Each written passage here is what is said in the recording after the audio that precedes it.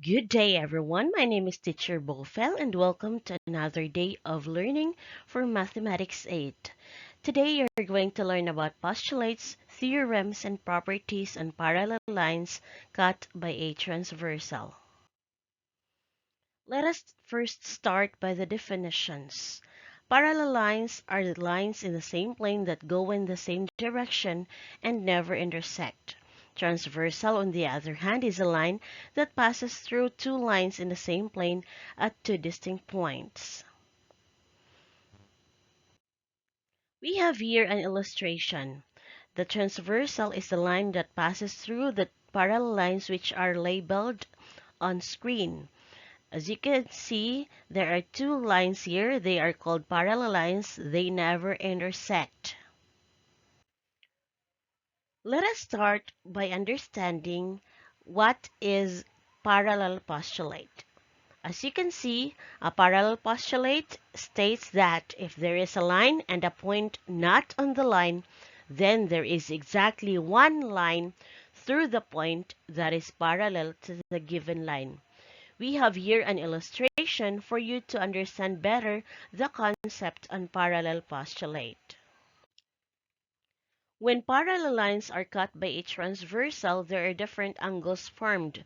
One of them is the alternate interior angle.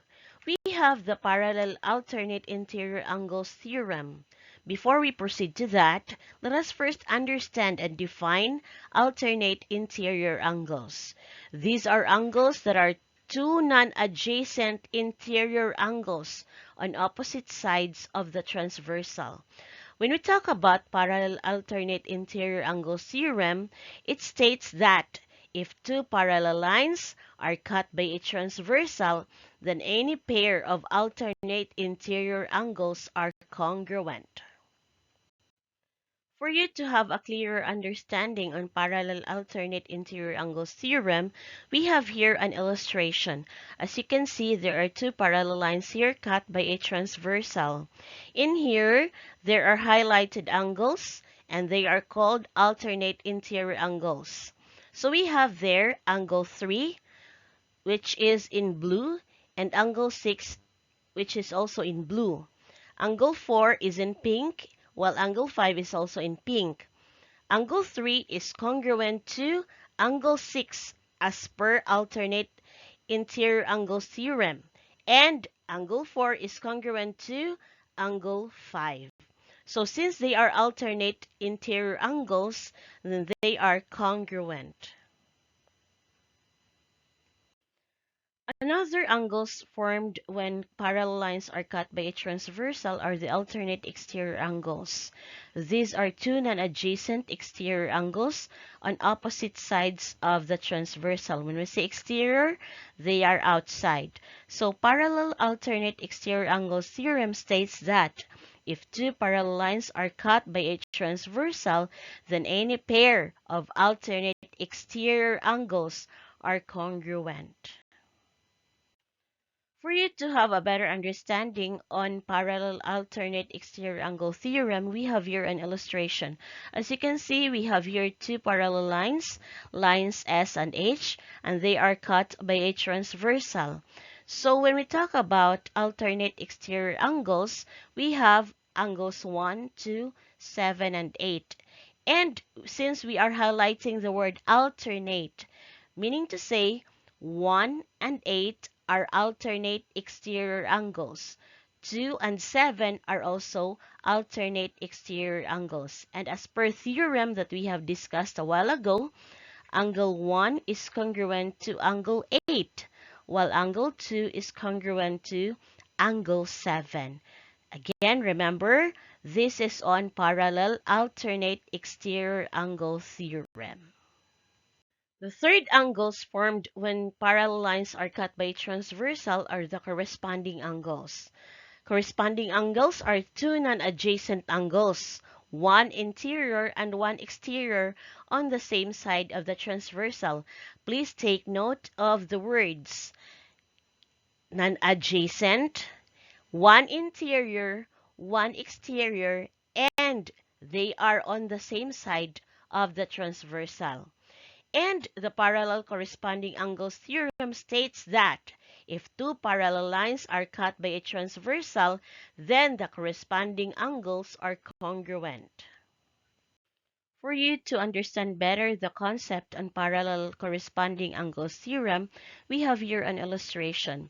So as you can see, the corresponding angles are two angles which are on the same side of the transversal.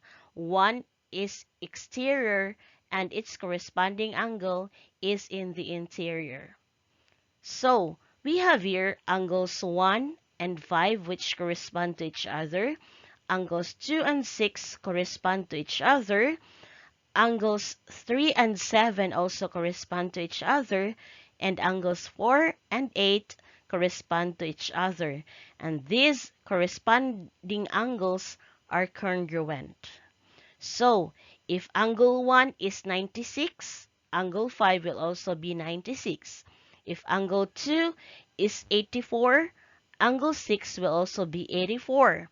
If angle 4 is 65, angle 8 will also be 65.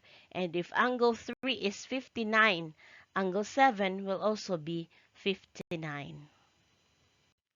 Next angles that are formed by parallel lines cut by a transversal are the vertical angles. Two angles are said to be vertical angles if and only if they are non-adjacent and they are formed by two intersecting lines. So the vertical angles theorem states that two vertical angles are congruent. We have here an illustration for vertical angles. As you can see, we have lines P and Q which are parallel to each other and they are cut by the transversal R. So there are four pairs of vertical angles here. Angle 1 and angle 3 are vertical angles. Angle 2 and angle 4 are also vertical angles. Angle 5 and angle 7 are vertical angles. Angle 6 and angle 8 are vertical angles. All these vertical angles are congruent as per vertical angle theorem. Next theorem that we have is the parallel interior angles same side theorem. This states that if two parallel lines are cut by a transversal, then the interior angles on the same side of the transversal are supplementary. When we say supplementary, these are two angles whose sum is 180 degrees. We have here an illustration for the parallel interior angle same side theorem. As you can see, we have angles 4 and 5 which are supplementary since they are interior angles on the same side. Okay? So we also have angles 3 and 6 which are supplementary because they are interior angles on the same side. Again, remember that supplementary angles are two angles whose sum is 180 degrees. So if angle 3 is 85 degrees, therefore, angle 6 will be 95 because 85 plus 95 is equal to 180 degrees. And also, if angle 4 is 96 degrees, therefore, angle 5 will be 84 degrees. If we could add them, 94 plus 86 is equal to 180 degrees. Okay, so we have another theorem, parallel exterior angles same side theorem. This states that if two parallel lines are cut by a transversal, then the exterior angles on the same side of the transversal are supplementary. This is somehow related to the theorem that we have discussed a while ago. The difference is that we are only focusing here on exterior angles. For you to understand better the concept on parallel exterior angles same side theorem, we have here an illustration. As you can see, lines M and N are parallel to each other, and they are cut by a transversal P. So they are labeled the exterior angles. We have angles 1, 2, 8, and 7. Since we're talking about parallel exterior angles on the same side, therefore, angles 2 and 7 are parallel exterior angles on the same side, and angles 1 and 8 are also parallel exterior angles on the same side. Therefore, angle 1 and angle 8 are supplementary, meaning to say, when we add them, they will be equal to 180 degrees. Angle 2 and angle 7 are also supplementary. And remember that supplementary angles are two angles whose sum is 180 degrees. Let us try this one. So if the measurement of angle 1 is 83 degrees, find the measurement of the other angles.